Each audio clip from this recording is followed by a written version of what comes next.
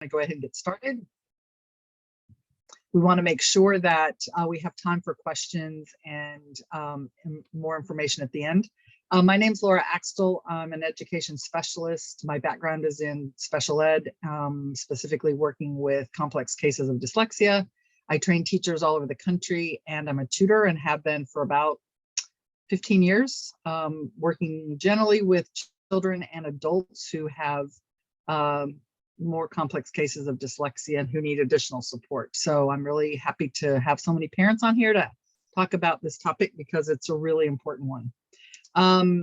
I just want to let you know that here's our QR code, that if you want to do that with your phone, to follow RISE on social media, that'll let you know about future webinars. There's also a free dyslexia screener on the website that we're going to be talking about tonight. And the website address is on the bottom. So it's riseliteracy.org. So we'll come back to that at the end as well. So our agenda tonight is going to look a little like this. We don't have a ton of time, but we want to talk about what causes reading problems. And so for parents, there's some things you're going to need to understand to fully support and intervene for your child. And we're going to address that first, because the more of that information you have, the better.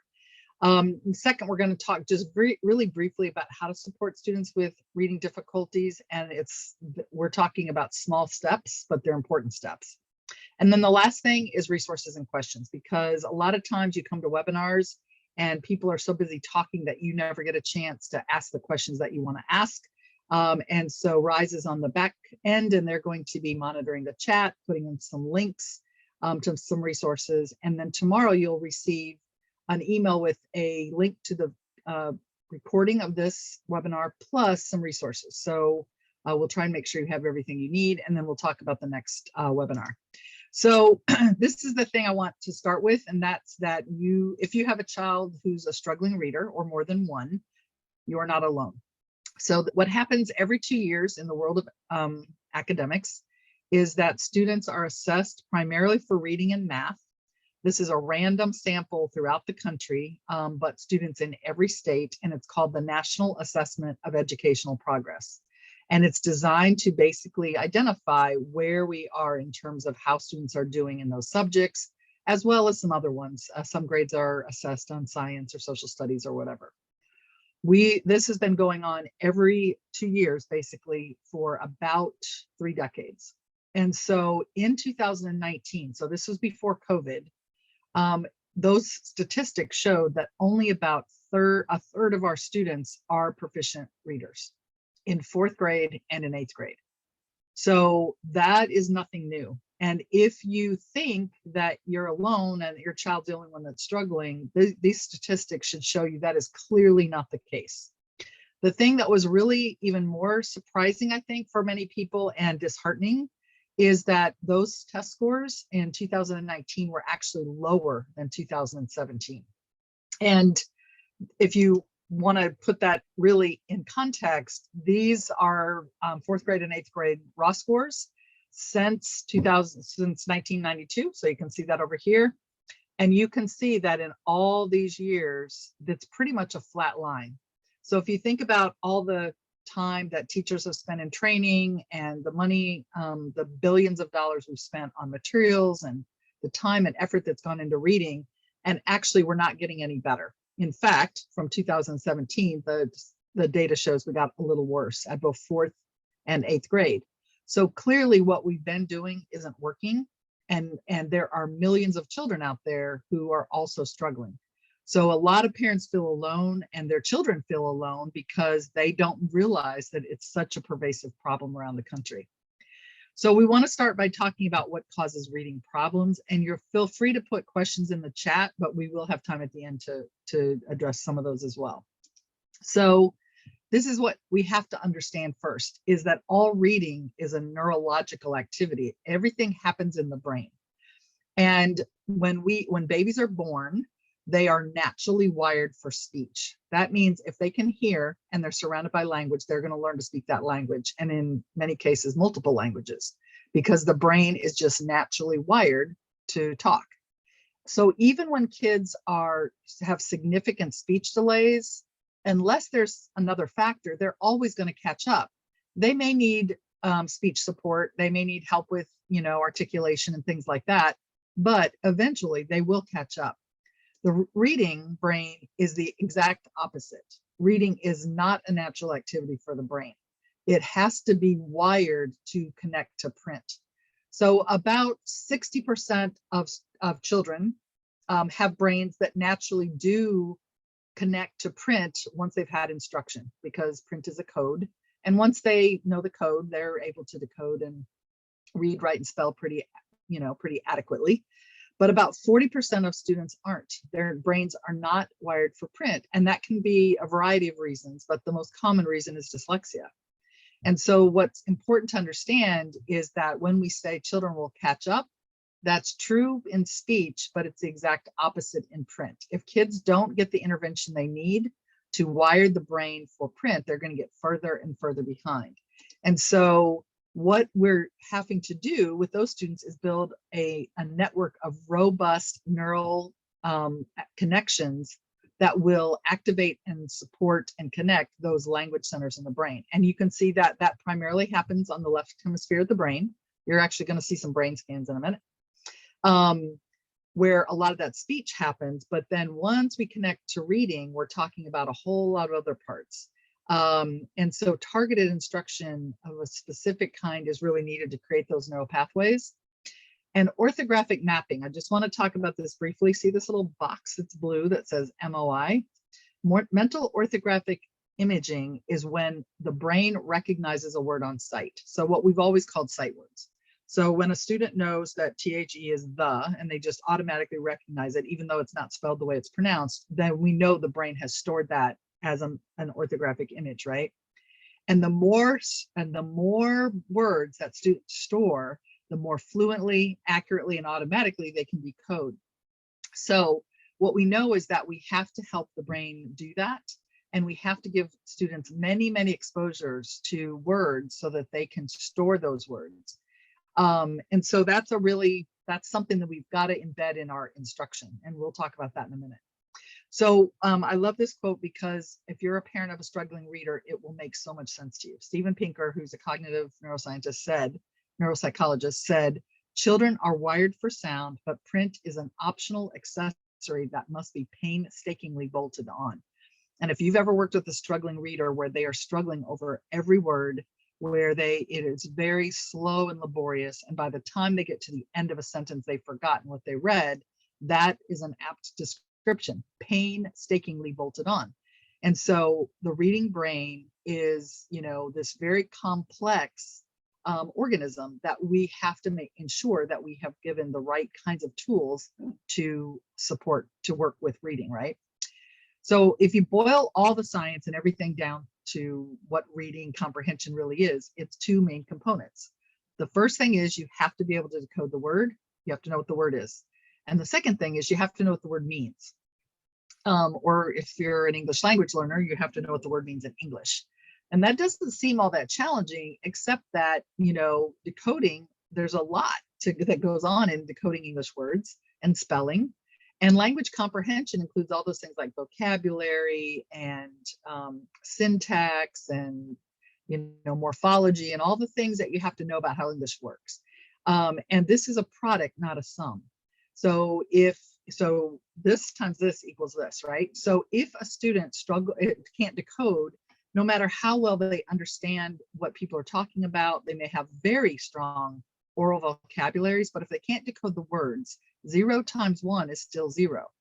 And even when their decoding skills may increase a little bit, however much they're limited by their decoding is going to show up in their comprehension.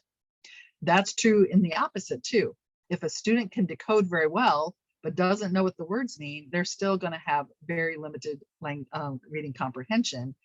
And unfortunately, most reading assessments are measuring comprehension. That's what they're looking for.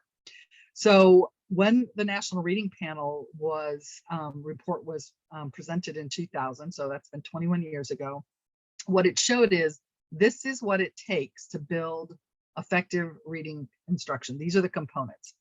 Phonemic awareness, which is the speech sounds. So students have to be able to hear and discriminate and manipulate speech sounds. So for example, when they're little, we might say, how many syllables are in your name, or we might clap syllables. We might work on rhyming and things like that. But as we get into school, students have to know that words are made up of individual sounds and that you can do things with them. So for example, if we can change mat to cat, we can change mat to mat to tap, and we can split and we can reverse that to pat. So there's so many things that students have to know about how words work, and they're made up of individual sounds, those speech sounds, right? And then we have to connect to print. So that's where decoding comes in. So now we can connect, how we build words and how we connect. So segmenting and blending is what it's called. You have to be able to segment words into individual sounds, and you have to be able to blend individual sounds into whole words. And that's really important, but some kids can't do that. So we need to address that. Fluency has gotten kind of a lot of misunderstandings about fluency.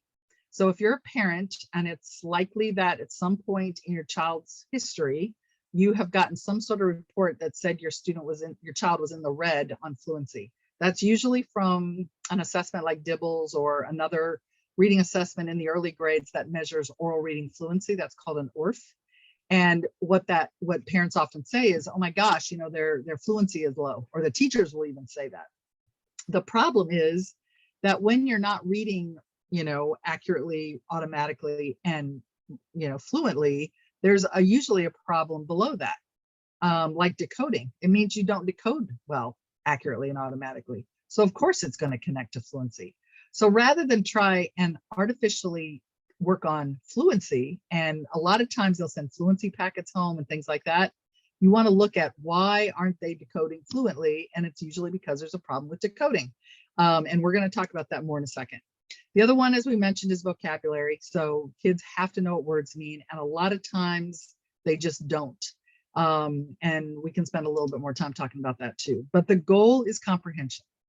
And we know now that the way we have to teach these components is not leaving it open for kids to figure out on their own. Surrounding them with really interesting reading material and giving them choice is never going to create skilled readers. That whole language model it works for a limited number of students. That what this means is we have to provide explicit instruction, systematically and planned and organized, and it has to move from simple to more complex for students, that 40% of students who need it. So these are the components of reading, but this is where it really comes kind of comes out in the wash. So if you get a measure, or your students are taking something like MAP testing or STAR testing or one of those reading assessments, and it shows that they have, quote, poor reading comprehension, you want to back it down. Well, if they've got poor reading comprehension, is it because they're reading so slowly they can't hold on to it? So let's look at their fluency. But if they've got poor fluency, then we need to back down the pyramid from there to poor word recognition. And then we have to, so the bottom line is that pyramid is there for a reason. Everything is built on those steps that lead to comprehension.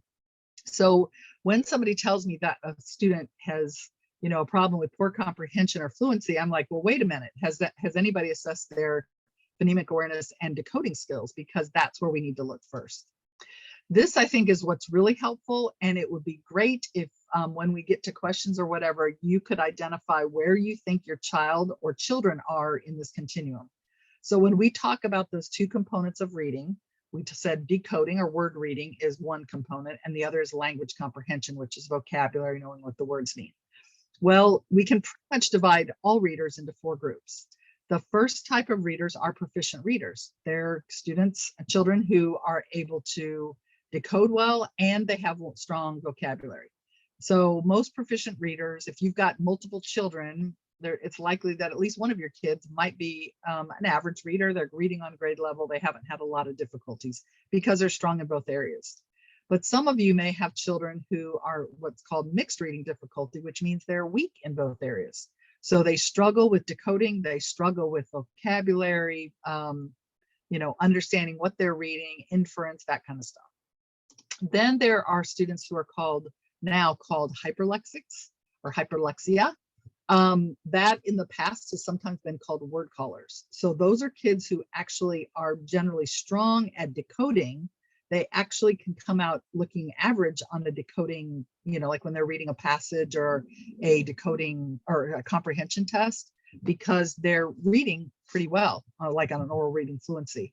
But when you start looking at it, they don't understand what they're reading. They often have lots of difficulty at the word level or spelling, and they often really struggle with things like inference. So their decoding looks really good. They can read well because they're word callers, but they don't understand what they're reading. So they're weak in the language comprehension piece. And a fair number, from the research, a fair number of those students are maybe on the autism spectrum. So are high functioning kids with Asperger's or whatever, often that's an issue for them. And then the last category are students with dyslexia. And those students can often be very strong in oral language, but it's the print, it's the decoding piece that really is a struggle for them. And since we know this, what we need to do is help identify where's the gap. If you got a proficient reader, then great. But if you don't, and you've got a child who's struggling with reading, where's the problem? Is it decoding? Is it language comprehension? Or is it both? Because that really helps to provide more information in intervention. If you have an older child, and when I say older, I mean past 4th grade, who is struggling with reading, this will help you understand how that happens. So I was secondary. I worked a lot with middle school and high school, and still do work with a lot of older students and adults. And teachers often say, well, how can a student get to be in 4th grade or 8th grade or 10th grade and they're reading on a 2nd grade level? And this is how that happens. When students are in kindergarten to 3rd grade, they are learning to read. The words are really simple, that we spend lots of time learning to read. They have sometimes decodable text and things like that. And so kids can look like they're making progress. Why? Because sometimes they have great strategies, like they're really good memorizers, or they have very good auditory memory, and they can get by. But they get to 4th grade and that changes. Now what happens is we go from learning to read to reading to learn, which means we're expecting students to be able to independently read text and understand it on their own, and then often to do something with it, like take a quiz or write a paragraph or respond to a prompt or something like that. Well, whatever strategies worked when you were in K3 are not going to generally work beyond 3rd grade, because now the words are much more complex, multisyllabic words, subject specific text. The volume is so great that they can't memorize everything or use auditory memory. And what happens is they start to plateau, which means that they get to a certain point and then they just don't get any better. So a lot of students, wherever the last set of skills were that they could gain and hold on to, that's where they stop. And even if you look at adult literacy rates, the person who did the research on this, Chal, called it the 4th grade slump. It's really more like a 4th to 6th grade slump, because if you look at adult illiteracy rates, that's about where many adults also stop, 4th to 6th grade.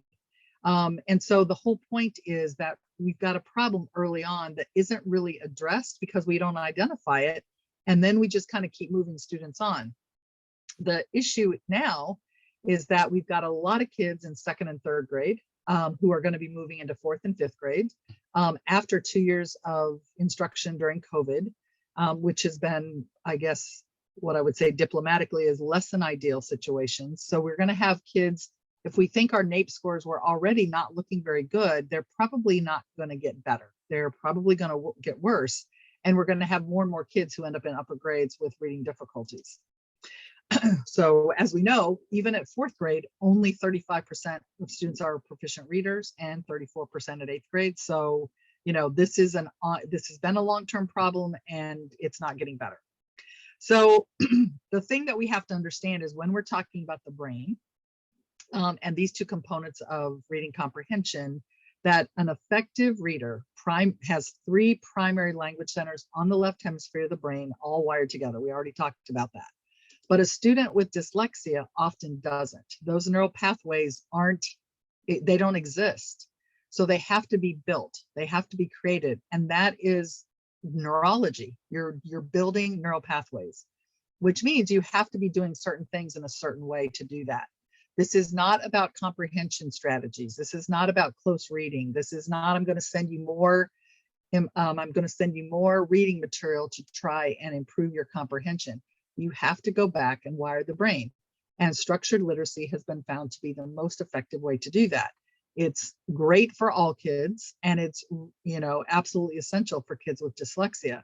And we just have to be aware that the research shows that about 1 in every 5 kids, so 20% of all people, have some characteristics of dyslexia.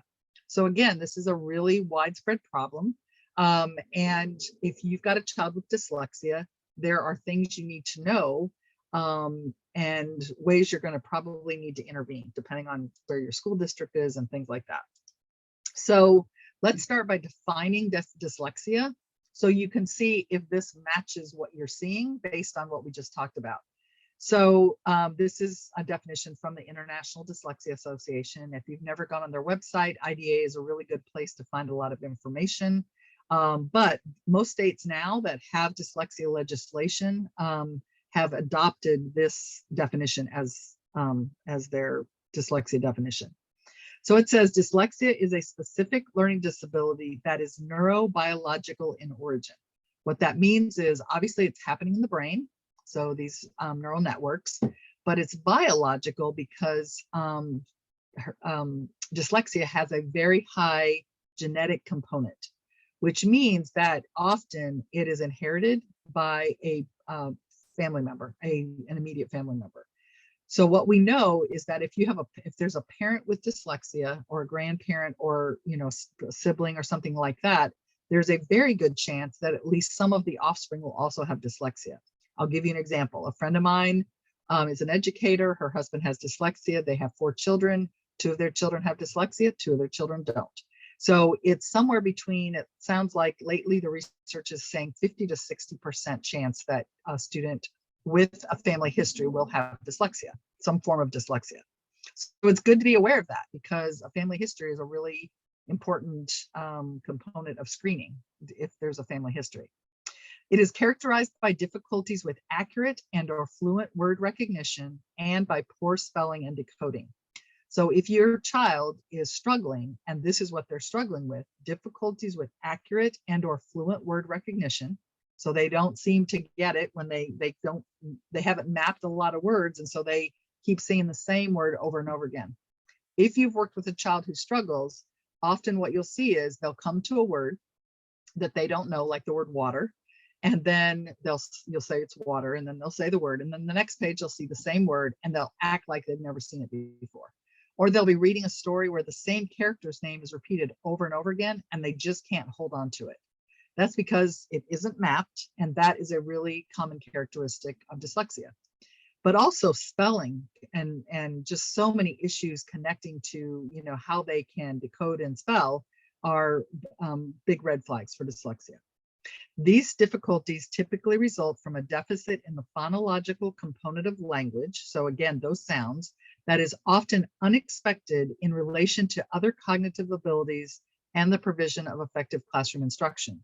So if a student is if there's no other factors like intellectual impairments or traumatic brain injury or hearing loss or something like that, and they have had adequate instruction, and there's still an unexpected problem, then that's what defines dyslexia. Given the fact that the student has the ability and they've had the instruction and they're still not getting it, what else would it be, right? Why would a 10-year-old or a 14-year-old or a 38-year-old not be able to read if all the other factors were even, right? So this is the part that gets where sometimes people get kind of confused.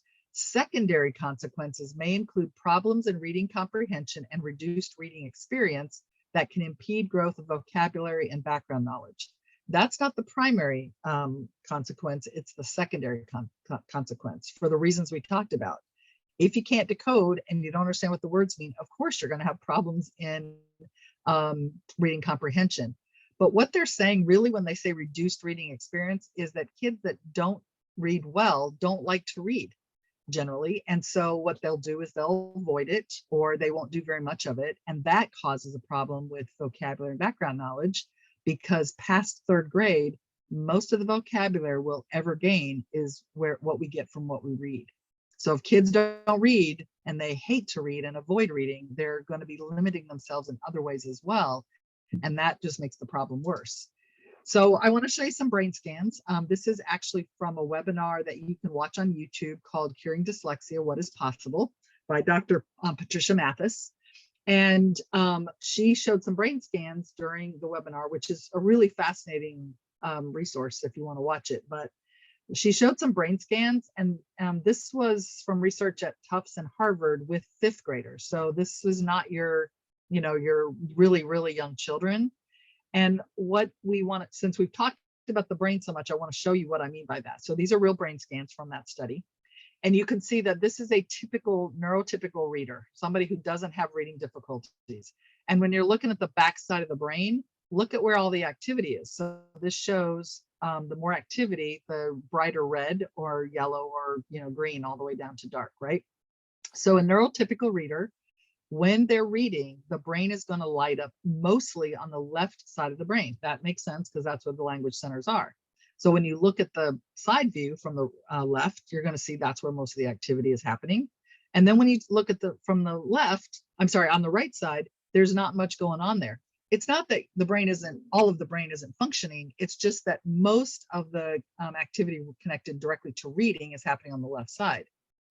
So the students in the study that had dyslexia also had brain scans. And what you can see when you look at the back of their brain is that most of the activity is happening on the right side of the brain. So when you look at the left side where this activity should be happening, it's not happening there, it's happening here on the right side of the brain. So when people say that kids are lazy or they're not doing anything or they're not trying, that's not true. They can be working twice or three times as hard as our typical reader. The problem is that is not happening in the right areas of the brain. And so it doesn't matter how hard they work, how much time they spend, because those language centers aren't effective. The other thing that I think is kind of interesting about this, and this is a theory, so nobody's proven this, but you can maybe see if this applies to some of your kids. If you have a student and you think that's happening, a lot of times, because so much activity is the right side of the brain is where a lot of the other kinds of creative things happen. A lot of students who have reading, language issues, which is mostly a left side of brain activity, are often very creative, artistic, musical, very good at sports, really good, verbal reasoning skills, those kinds of things. And that may be because their brain on the right side is really, really actively working. And so they've developed some of those additional skills. It's almost like a compensation. And then what happens when we look at those same brains, so the same brains here with dyslexia, after a year of intervention. So these are fifth graders. After a year of intervention, look what happens. So their left hemisphere now is activating actually even a little bit more than a typical reader. And when you look at the left hemisphere now, it's doing exactly what it should be doing. So it's normalized, and so is the right brain. So that's really helpful because what we know is this works, and we have lots and lots of data to prove it. So Dr. Mathis in the webinar makes the statement, and she's right, age matters, and it matters a lot. If we are really going to prevent reading difficulties, we want to identify and intervene as early as possible, because remember, they're not going to get any better. They're going to get worse if they don't get that intervention, the higher the grade they go. So what her key takeaways were is that when it's provided early, you can basically eliminate any negative impacts of dyslexia, because children at risk who learn to read at normal levels at the end of first grade continue to perform at normal levels across the grades. That's pretty amazing. If we wait until they're past first grade into second, third, fifth, eighth, 10th, our adults, then guess what? There's going to be lots of impact from limited reading ability. And those impacts are not just academic, they're also social and emotional. So what that means is, reading is comprised of a lot of different things. And you need all of those things to become a skilled reader. But what that means is in the beginning, we have to focus on the decoding skills, because now what we know is everybody's brain learns to read in only one way, and it's bottom up. So we have to focus first on the strands to create those decoding skills to automaticity. So phonemic awareness, the same things we've been talking about, decoding and encoding, allowing the brain to see patterns, etc. This has to come first. You can't overload kids with literature and background knowledge and vocabulary at the same time you're trying to do this, because this has to become automatic before they can even attend to those other skills. What happens when they get into upper grades is that we're throwing all these strands at them, and it's going to take time and years to get to that point. So a lot of times what happens is students just get overwhelmed, and it's exhausting for them. So to summarize that, and this is what parents need to know to effectively advocate for their child, is you have to have some understanding of what's happening and why this is so important. And so to summarize the science, I love Stephanie Solar. You can find a lot of her stuff on YouTube or on Google. So basically, she summarized the science of reading and what we know about what reading by saying these 6 things. Number 1, reading isn't natural. So it's not like everybody does it, it's easy for everybody. That's not the case. Everyone learns to read in the same way. We talked about that, bottom up. There's a known pathway for reading. So we have so much research now. We know exactly how the brain learns to read and what it needs to read. Some students acquire this pathway more easily than others. They're in the 60%, which leaves about 40% of students who won't ever acquire it naturally on their own.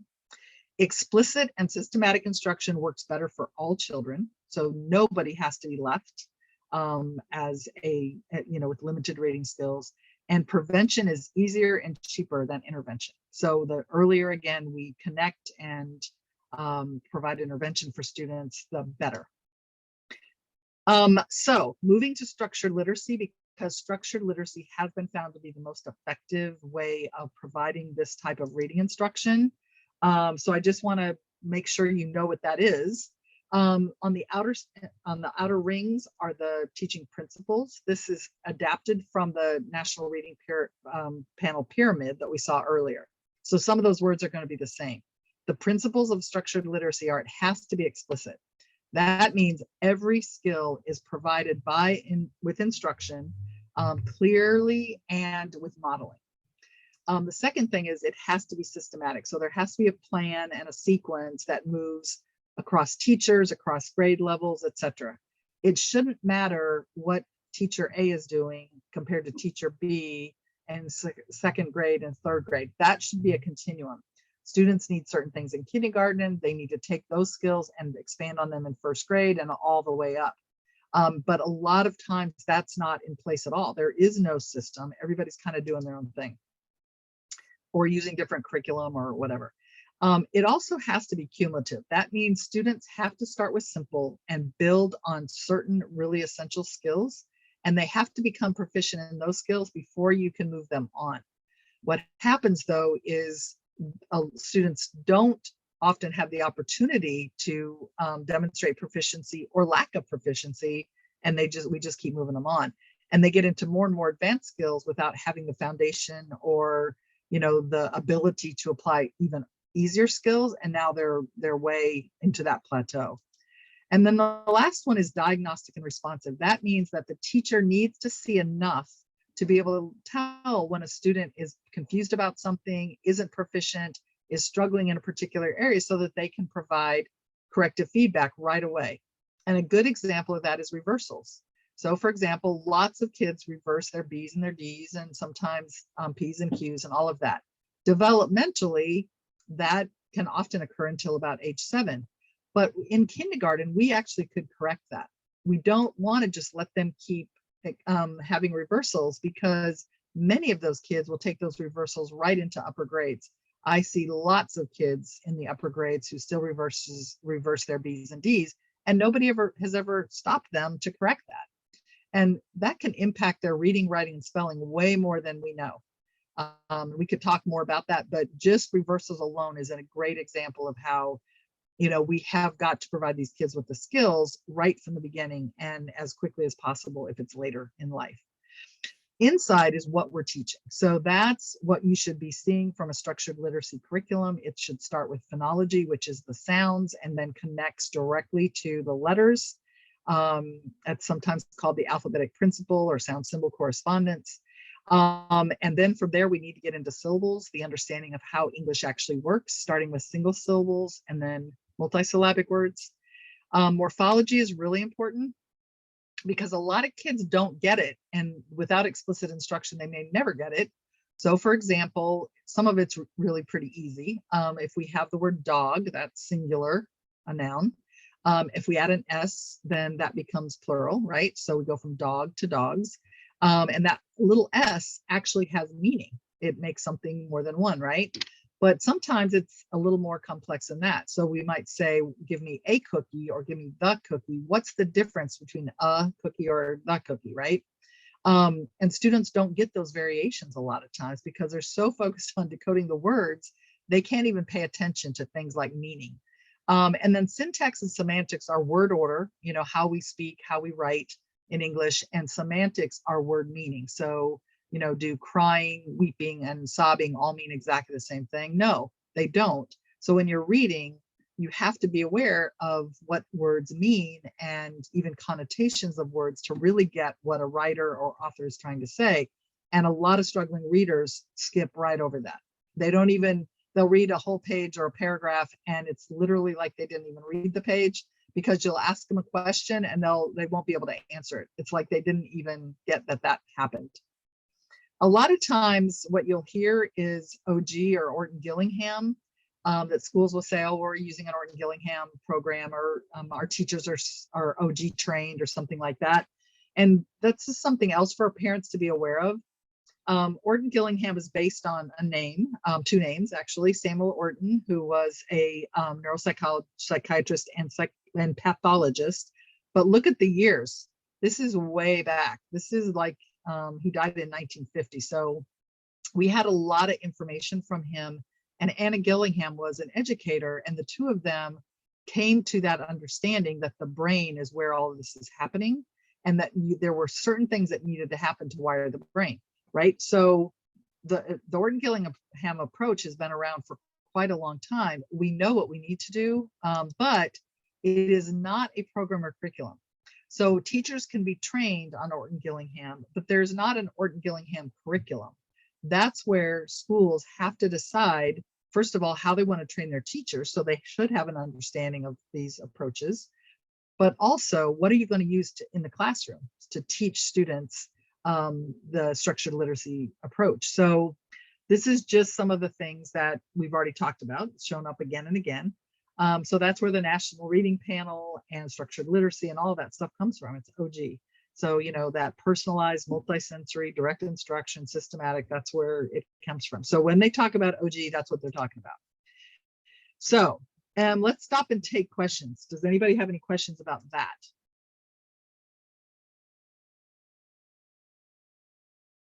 Oh, so does the proficient level mean that they're reading at, so when we're going back to the NAEP scores and we're talking about only a third of students read proficient, yes, they're talking about reading at their grade level. And if they are not reading, does that mean that 65% are below their grade level? Yes. So only 35 or 1/3 of students are proficient reading at grade level. Any other questions about anything we've talked about so far? If there are, just go ahead and put them in the chat and we'll address them. I'm going to make this really simple. I'm just going to talk about a couple things because supporting a struggling reader is the job, that's our job as parents. Nobody can support our child. Nobody knows our child the way we do, and nobody can support our child the way we can. So these are just a couple of simple little things that I want to talk about, and then we can discuss it from there. But one thing is to understand that this is not something your kid chose. It's not that they're not working hard. It's not that, they are purposely trying to do this. So the first thing is that it helps if parents understand the emotional and social consequences of reading difficulties. We send these little children off to school every day, and they spend 6 hours or more every single day doing something that for some of them is impossible, or at the very least, really, really challenging, because reading happens in every single class. It used to be that if you were good in math, you could get around it a little bit because you could do math, but now all the math is embedded in word problems, and the students struggle in math even because they can't read the word problems or they don't understand it. So, trying to hide the fact that you don't read well, or that your spelling is exhausting, and it can take a huge toll. There's actually a lot more research coming out about the trauma that students experience when they can't read. And sometimes that's because somebody's told them, oh, you're stupid, or you're not trying, or you're lazy, or something like that. But a lot of times it's their real anxiety and even depression about going to school, and the teacher may call on them to read in front of their peers. I cannot understate this or overstate this enough, that there is some real emotional issues that are connected when you can't read. And for most kids, what they'll tell you is they're stupid. If all of their peers can read and they can't, what other conclusion would a first grader come to, other than there must be something wrong with me? So that's a huge issue. And so one of the things we can do is provide as much support as possible with things like homework and technology. For example, if your student needs help with having something read to them at home, or they can use some sort of assistive technology like speech to text or text to speech to help with things. There are lots of apps now, many of them are free, that can support that. But the other thing as a parent that really you have to do is communicating with the school and getting intervention where possible, or at the very least, running interference. So if they're sending home a lot of work for your child, and where that might take most kids an hour of homework, it's going to take your child 3 hours of homework. At some point, you need to say, it's too much. This is what they can reasonably do, and this is what they will do. Because the bottom line is, until schools can provide that kind of intervention, or until a student has an IEP or a 504 plan that allows them to have accommodations, these kids every day are struggling. They're in the deep end of the pool and they don't know how to swim. And that's, really, really not fair to them, but they also can't advocate for themselves in that way. They can't say, I'm not going to do the homework, or I'm not going to do all the homework, or whatever. That's really where parents come in. The other thing is it really helps if you can make sure that your child has outlets that are not connected to school at all, definitely not connected to reading, and is something they love and enjoy, and shows that they are really good at something. And we mentioned some of those earlier, when they're really artistic or musical or sports oriented or whatever. I remember talking to a parent of a child who clearly had dyslexia, but of course the parents didn't know that. And the dad was really upset because the student was failing a lot of their classes. And so they pulled him from sports, and it was a punishment basically, because your grades aren't good. So you have to work harder.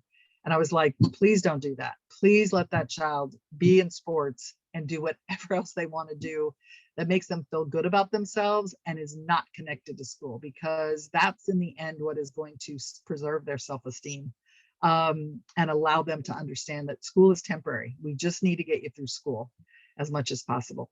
And reinforce your child's belief in themselves, because dyslexia or reading difficulties aren't at all connected to intelligence. So there's no correlation at all. So I sometimes tell kids, you can be the smartest kid in your class and still have reading problems. And they don't believe that. It's true, but they don't believe it. The other thing is, as a parent, one thing that can really support you is finding something like a Decoding Dyslexia chapter or parent support group. Sometimes parent information centers or dyslexia centers have information, parent support groups, and things like that, because this isn't something generally you're going to want to do on your own. The more information you have, the more you know about how you can support your child, the better. But start with the little things, that when they come home from school, that we don't make a big deal about it, that we limit what we're forcing our kids to do when they are doing their very best, and that we take on that advocacy role for them. So resources, I just want to mention a couple. We're going to put some links in the chat. This is a webinar that we did for several years ago now, with a parent, well, actually two parents and two educators where we talked about this very discussion about how can parents work with their school to provide resources, to get kids intervention, to start the process of identifying a problem and then doing something about that. So sometimes that's really helpful if you can just hear and watch what other parents are saying, and there's some resources that go along with that. Oops, I'm not going to play that. There's also a free dyslexia screener on the RISE website. So we will let you know the RISE website, but there's a free dyslexia screener. And what it happens is that you do the screener for your child. So they won't, there was nothing that they will take. You'll identify their age, and then it'll open a screener that's called a non-diagnostic risk screener. And it'll ask you a bunch of questions about what you have seen with your child. It'll ask about family history. It'll ask about things like ear infections when they were children. It'll ask about, you know, speech delays or language issues. And then it'll talk a lot about what you see when they're reading and things like that. And at the end, there's a printable page that says these are all the characteristics that you answered yes or sometimes to, and out of how many. So there's one for 4 and 5-year-olds, one for 6 and 7-year-olds, and then one for 8 to adult. So that can be really helpful just for you to get a better idea of, you know, are these characteristics of dyslexia that I'm seeing? If they are, it's usually pretty apparent. I mentioned that parent webinar that we're going to provide the link to, but also this is a parent guide that came out of that webinar. And so it's multiple pages long.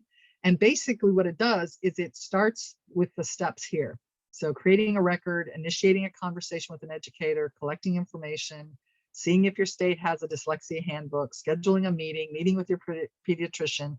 Like, these are kind of all the steps, and it's a guide that walks you through all of those. And that can be a really useful place to start if you're at the beginning of this journey. Collecting information is really, really helpful. I worked with a student, and just the written work that he was doing, you could tell this child is in 5th grade, and you couldn't read most of what he wrote. He couldn't even read what he was writing. And yet he's average or above average intelligence, but struggles a lot with decoding. And then when it came to writing, so much difficulty. And so I just started having her collect all of that.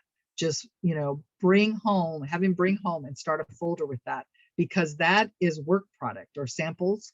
And that's important for educators to see a history of.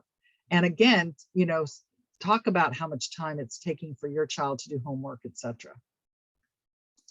So again, here's the QR code. So if you want to follow RISE, we've got some upcoming events and resources. So we're going to talk about questions. We're going to take some questions here in a second. Hold on. Where did my little cursor go? Hold on. It went somewhere.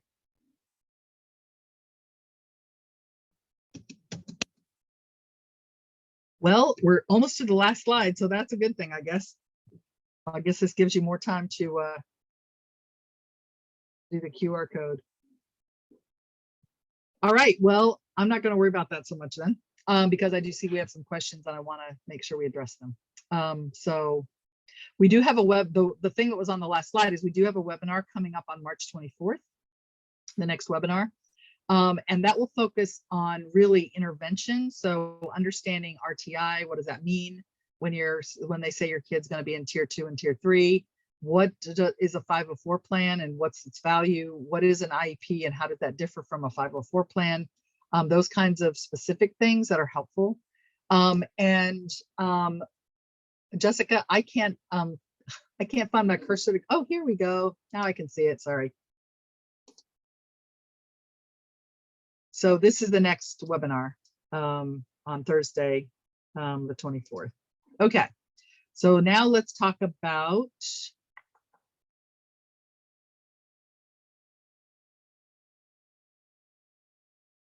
let's go back. Okay, so let's talk about testing your child for dyslexia. So Most states do not recognize the ability of schools to, quote, diagnose dyslexia because they say it's a medical diagnosis, and that's not true. If it were a medical diagnosis, then there would be a medical treatment, right? So if you go and you have pneumonia, then there's a medical treatment. Or if you have a broken leg, there's a medical treatment, right? When you go to your pediatrician, first of all, most of them have never had any training in assessing for dyslexia, and they certainly can't treat it.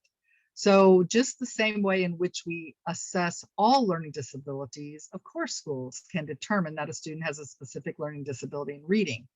However, most states have been reluctant to label that as dyslexia. Now, sometimes they'll say, oh, you can't put the word dyslexia in an IEP or a 504 plan. That's not true. You can put it in the notes. However, most of the time, what's going to happen is they're going to assess your child doing a battery at the school if they do that. And then they're going to, if your child qualifies, then they'll say they have a specific learning disability in reading. It won't say specifically dyslexia. If you are looking for a dyslexia diagnosis, almost always parents are going to have to go to an outside evaluator. That's usually a neuropsychologist. It can be wickedly expensive. We're talking thousands of dollars. And even then, schools don't have to accept the results. They take that as one form of data, but they don't have to accept the testing evaluation. I don't worry so much about getting students diagnosed with dyslexia because I just go back to the definition. If they're struggling and it's unexpected and they've had appropriate instruction like every other kid in their class and they're not getting it, what else could it be? It's dyslexia. So I don't care what you call it. We just need to go ahead and intervene and solve the issue.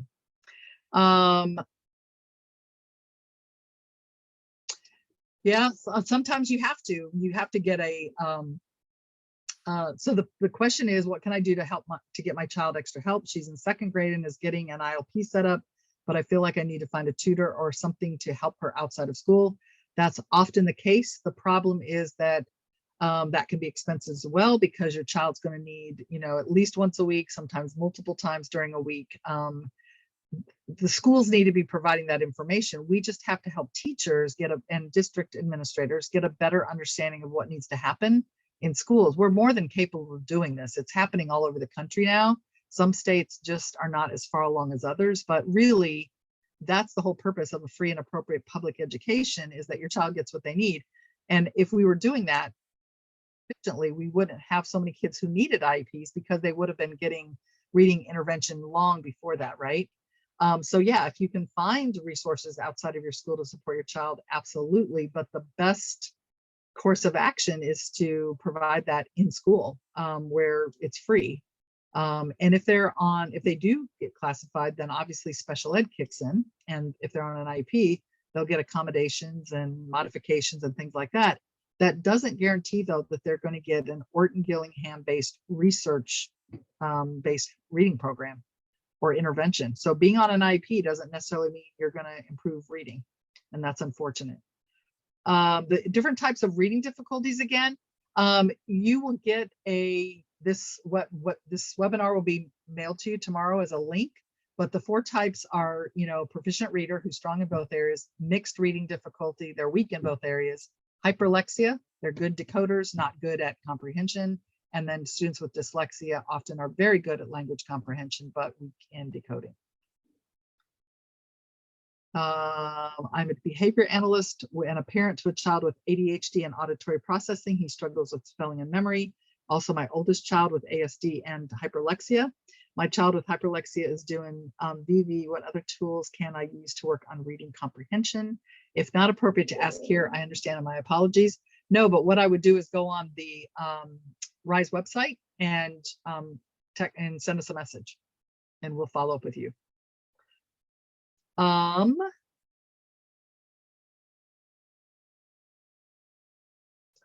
there other neurological disorders that dyslexia can be confused with? Yes and no. I mean, there are other neurological issues, but really that's where you start teasing it out. And where I would start is by taking the screener. Because, so what other kinds of neurological disorders are there? There are, I mean, everything that we're talking about here happens in the brain. So if you have central auditory processing disorder, for example, that obviously is neurological because the brain is not processing speech in the same way. And even phonemic awareness difficulties are neurological. So lots of kids the brain cannot hear or discriminate the sounds. And so you have to address those. But we want to look and see, is there anything else that we know of? For example, is there a brain injury or hearing loss or whatever? Sometimes that's the case. A lot of kids with reading difficulties had either lots of ear infections, needed tubes in their ears, were never fully treated for ear infections and things like that. And then the brain couldn't hear those speech sounds. And it doesn't cause dyslexia, but it certainly contributes to reading difficulties. So yes, there can be, but the whole point is you want to look for the characteristics of dyslexia first to see how that shakes out. How does one who homeschools not associated with a school district get a diagnosis and find a qualified dyslexia tutor? Start by, as I mentioned, seeing what is available as parent support. So Decoding Dyslexia is parents with children of dyslexia, parents of children with dyslexia in every state. There's a chapter. So just look up Decoding Dyslexia in your state and see if you can get in contact with them. These are parents who are often extremely knowledgeable, have worked with the school systems, have often been the leading force in getting legislation passed for dyslexia in their states. So these folks are usually the best place to start. Check and see if there is a reading center. Sometimes they're associated with colleges or universities. Sometimes they'll actually just advertise. So you'll be able to see, tutors that focus on dyslexia. But again, you just want to make sure you get somebody that is good. And so you want to check around, find other parents who have, used that service or whatever. Sometimes there will be a really good teacher or retired teacher or whatever who also works with students privately. And as long as they're qualified and have worked effectively with other students, then sometimes they're really good too. Okay, so let's talk about these other ones. Any website where I get ideas on how to help my kid with dyslexia. So I know you asked that a while ago. I'd go back to what we just talked about. How can a parent get a legit review being analyzed of dyslexia? I'm not sure exactly what that means, but I would start with the screener. It's for every item on that screener, there is also a link or a little button that you can click on that says see the research or view research, and it'll tell you where the research came from for that item. So everything on that screener is based on the research. Any recommendations on what to do if my student does not qualify from the testing or extra help, but clearly has dyslexia? Yeah, get some additional testing, first of all. And sometimes this means you will need to find somebody, an educational advocate, parent information center, Decoding Dyslexia, somebody who can look at the testing results. So one thing right off the bat, and it says this in the parent guide, but you want to keep copies of everything. So if they send you information, start a file, keep that, because or if it's digitally, that's fine too. But I just had a parent email me their child's psychoeducational evaluation a little while ago so I could look at it. And there were clearly indicators. So I'm not sure what the school was talking about, but when homeschooling a dyslexia 5th and 9th graders, the Reading Horizons online course sufficient for their phonics instruction? Yes, because it is an OG-based program. And there is an at-home course. So yes, students, it doesn't matter what the grade is because there are two programs, one for K3, one for 4th through adult. So one's Discovery, one's Elevate. So yes, they're certainly appropriate for that. Any other questions?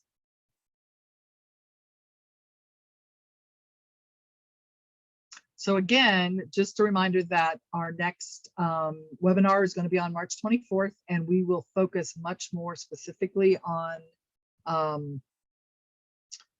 all the things that go into intervention. So if what the school says, yes, we're going to provide your child intervention, because they don't need an IEP or a 504 plan to get support. When the schools identify that there's a problem, then the whole point is that we get your child the support they need, and that happens in reading intervention or math intervention or whatever that is. And so we want to make sure that that is being, addressed with the school, and that you're keeping track of that.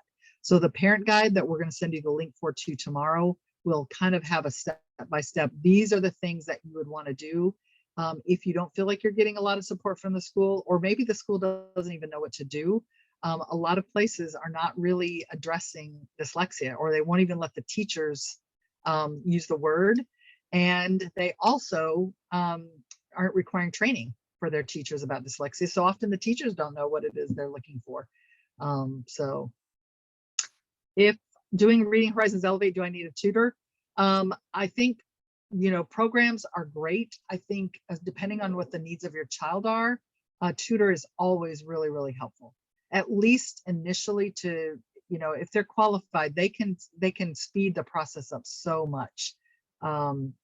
They can just see things. I just started working with a third grader last week, and first session I could just already tell some stuff. And so the more eyes you've got on the issue, the better, especially if you've got somebody who is very knowledgeable. But again, that's where I would start with decoding dyslexia, using the parent guide, doing the screener, watching the webinar I mentioned, and things like that. So you'll get all of that tomorrow.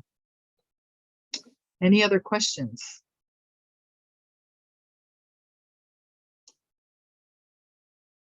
And again, go to the RISE website, and that's where you'll find the dyslexia screener and other resources. And then we hope to see you back on March 24th. So thanks very much for joining us tonight.